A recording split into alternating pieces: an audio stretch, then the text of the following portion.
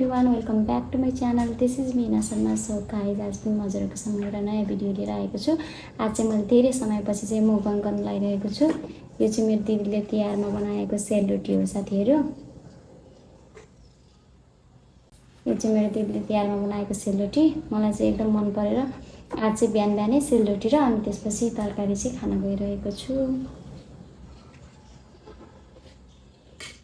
मैले चाहिँ एकदम धेरै समय भयो साथीहरू मुकबाङ गरेको, त्यही भएको भएर मलाई गर्न मन लागेर चाहिँ मैले चाहिँ आज चाहिँ मुकबाङ गर्न जाँदैछु। Cheers guys. रोटी चाहिँ एकदम मिठो छ साथीहरू।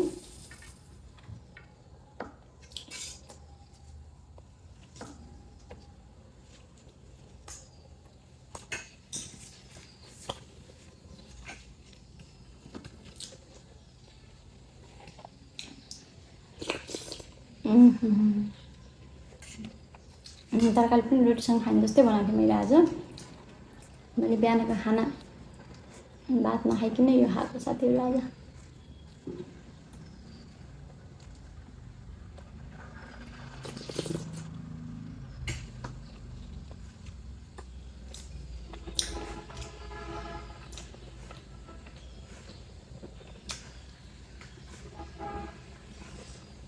रोटी जस्तै भाँडा हुन्छ।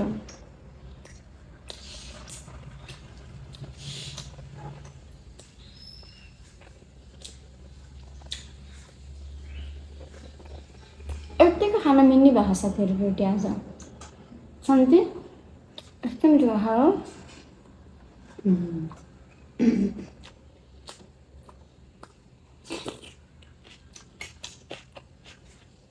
तरकारीको जरुरतै नपर्ने।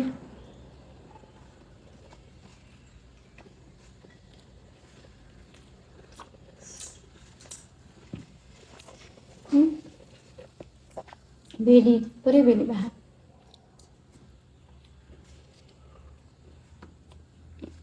खासमा चाहिँ हामीलाई यो चिनरोटीको लागि भनेर बनाएको थियौँ। चिनरोटी बेलियो अनि यसलाई एउटा टाइप त गर्नु पर्यो होइन। यसमा 1 लिटर होइन घिउ, 1 माना होइन, 1 माना 800 रुपियाँको घिउ परेछ। त्यही भएर नि यस्तो मिठो भयो।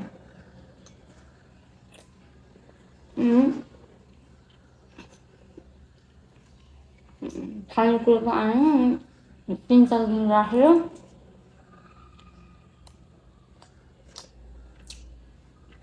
अलिकति सुजी मिसाएर बनाएको यो।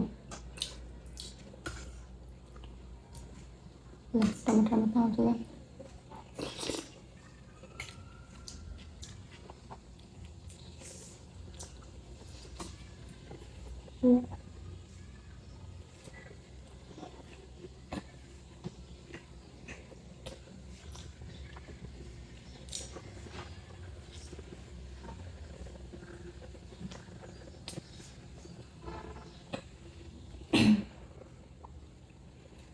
यसो सेलरोटी कहिले पनि खान्थिनँ,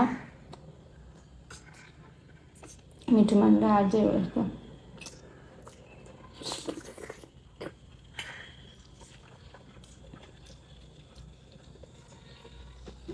बाहिर लिएर बस्छ त।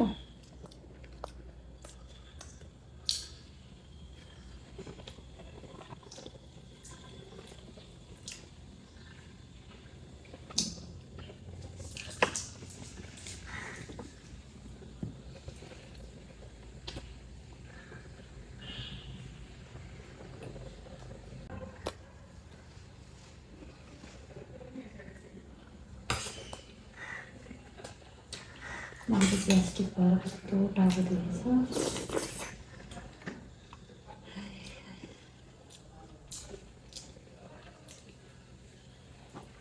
ग्यास्ट्रिक चाहिँ के हुन्छ र खासमा? खोइ के भयो, चाउचाउ खाएपछि ग्यास्ट्रिक हुन्छ। हिजो मामा घरमा चाउचाउ खाएँ अनि ग्यास्ट्रिक भयो। पकायो? मैले पकाएन, सानीमाले पकाएर ल्याइदिनु।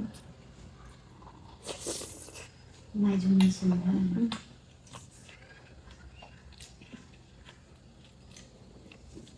अस्ति बुल्डर खाए सिगुरका पत्र पत्र परेको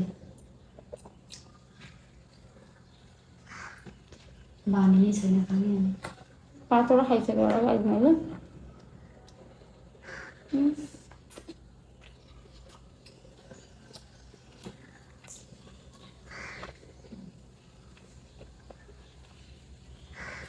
सेलरोटी तरकारीसँग खाने न मन लाग्नु भएको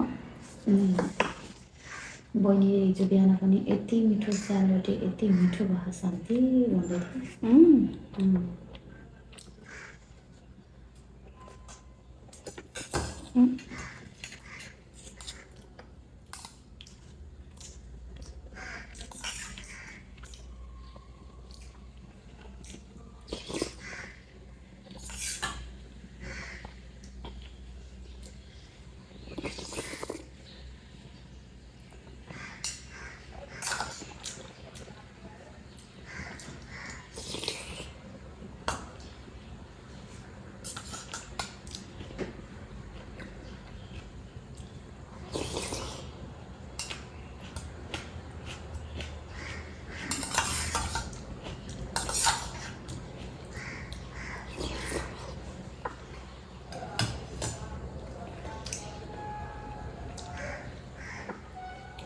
लास्ट गर्नुपर्छ गाइस एउटा त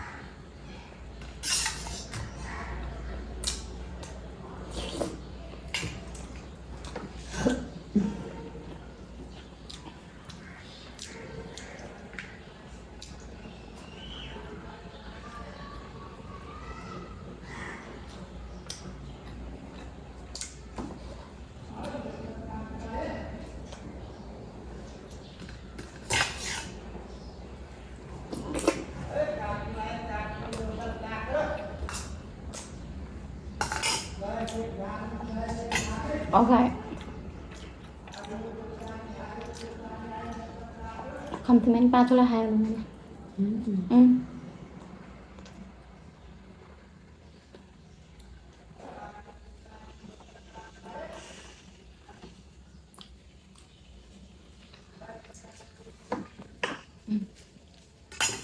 यता चाहिँ सकिनँ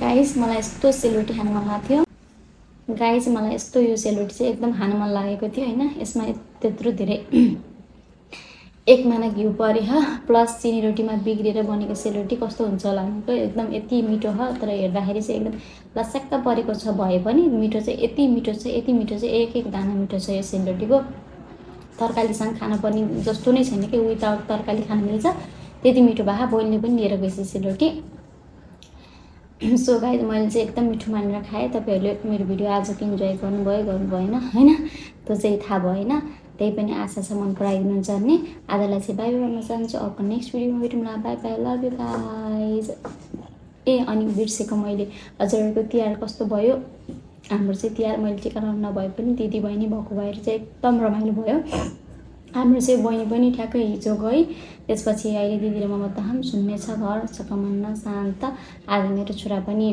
पुरै घुम्नको लागि भ्रमणको लागि भनेर हेटौडा गएको छ शहीद स्मारक, त्यही भएको भएर घरको माहौल एकदम सुन्ने चकमन्न छ। त्यही भएको भएर के गरौँ भएको भएर चाहिँ मैले भ्लग बनाएको हो साथीहरू है। सो आजलाई चाहिँ बाई बाई भन्न चाहन्छु। अर्को नेक्स्ट भिडियोमा भेटौँ। Love you guys, by by.